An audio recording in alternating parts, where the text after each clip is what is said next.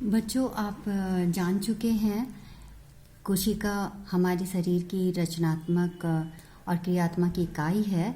इसकी खोज Robert Hooke ने की थी और कोशिका की संरचना के बारे में भी हम जान चुके हैं। ठीक है, आज हम जानेंगे कोशिका के घटक।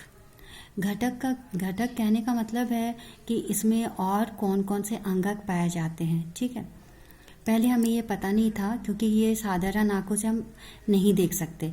इलेक्ट्रॉन सूक्ष्मदर्शी का आविष्कार होने के बाद ही हम इसे जान पाए। ठीक है, और इलेक्ट्रॉन सूक्ष्मदर्शी आप जानते हैं कि इसका आविष्कार अर्नेस्ट रस्का ने 1931 में किया था। सभी कोशिकाओं की संरचना अलग अलग होती है, लेकिन इसमें 3 मुख्य घटक होते हैं। इसमें जो 3 मुख्य घटक हैं वो है कोशिका झिल्ली, ठीक है, कोशिका द्रव्य और केंद्रक। क्या क्या? कोशिका झिल्ली, ठीक है, कोशिका द्रव्य और केंद्रक। ये 3 मुख्य घटक हैं जो दोनों कोशिका, आप देख रहे हो यहाँ पे, ये जंतु कोशिका और ये पादप कोशिका, इसमें दोनों में मिलेगा। लेकिन पादप कोशिका में ये आप देख रहे हो कि बाहर एक मोटी भित्ति दिखाई दे रही है, ये कोशिका भित्ति है।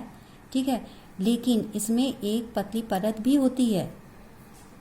ठीक है, कोशिका झिल्ली भी होता है। ठीक है,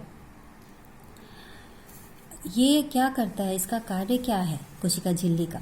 कोशिका झिल्ली कोशिका को क्या करता है? आकार प्रदान करता है, आकार या शेप प्रदान करता है। और सारे जो अंगक आप देख रहे हो, यहाँ पे बहुत सारे अंगक दिखाई दे रहे हैं ना, सारे अंगक को सुरक्षित रखता है। ठीक है, और एक कोशिका को दूसरे कोशिका से अलग करता है। ठीक है, तो ये कार्य हो गए कोशिका झिल्ली के। और यहाँ पे जो कोशिका भित्ति जो देख रहे हो, ये सिर्फ पौधे वाली कोशिका में पाया जाता है, पादप कोशिका में। और ये जो है पौधों को सुरक्षित रखता है ताप से, वर्षा से और भी अनेक चीज़ों से, क्योंकि पादप जो है, पौधे जो है, वो एक जगह से दूसरी जगह नहीं जा सकते। इसलिए इसमें क्या होता है, इसकी जो बाहरी परत होती है वो मोटी होती है। ठीक है, अब हम जानते हैं कोशिका द्रव्य के बारे में। ठीक है, अब हम जानते हैं कोशिका द्रव्य। कोशिका द्रव्य जिसको साइटोप्लाज्म भी कहते हैं, क्या है? ये कोशिका में एक जेली के समान पदार्थ है। ठीक है, जो केंद्रक झिल्ली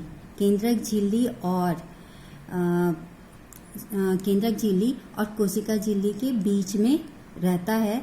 ठीक है ना, ये अर्ध तरल और अर्ध पारदर्शक होता है, जिसमें सारे अंगक जैसे माइटोकॉन्ड्रिया, गोल्जी काय और राइबोसोम, हरित लवक आदि उपस्थित रहते हैं। अब हम इसके एक एक कार्य को जानते हैं।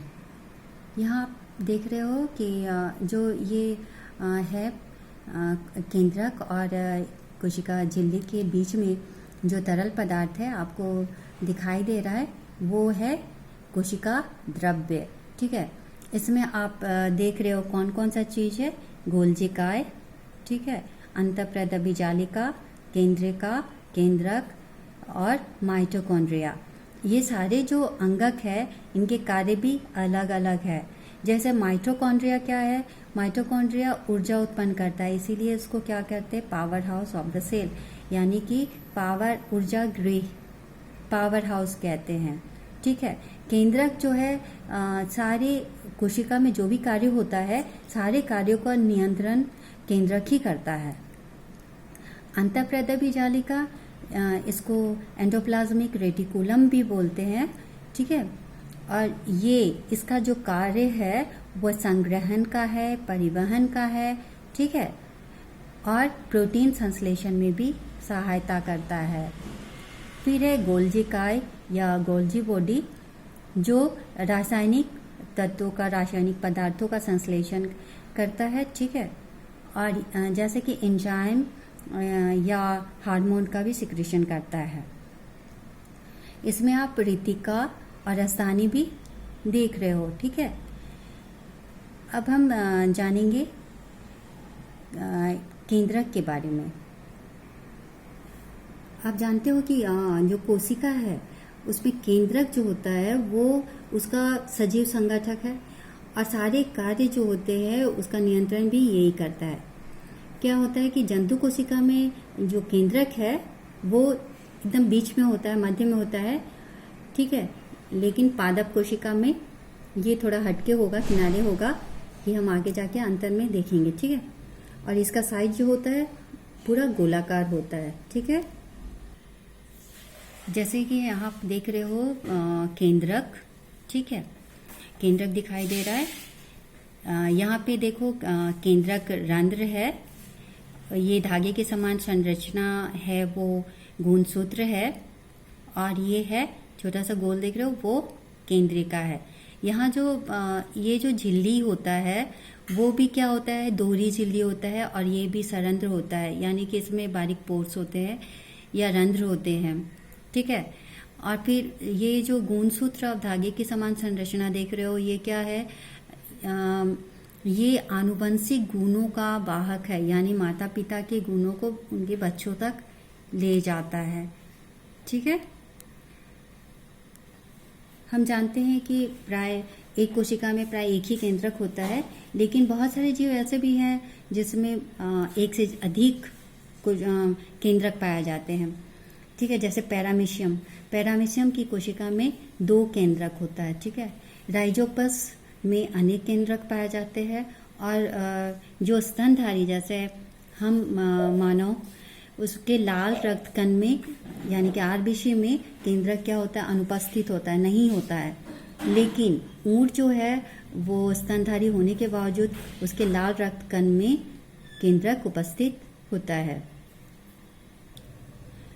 जैसे कि आप जानते हो कि कोशिका द्रव्य, ठीक है, और केंद्रक के जो झिल्ली है उसमें रंध्र होता है, तो दोनों से जैसे कोशिका द्रव्य से उससे द्रव्य निकलकर केंद्रक के जो रंध्र से रस निकलकर दोनों आपस में मिल जाते हैं, ठीक है, और प्रोटोप्लाज्म बनाते हैं।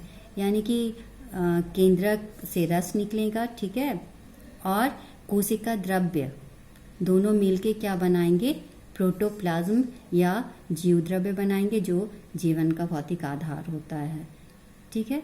अब हम जानेंगे जो जंतु कोशिका और पादप कोशिका में अंतर क्या है, ठीक है।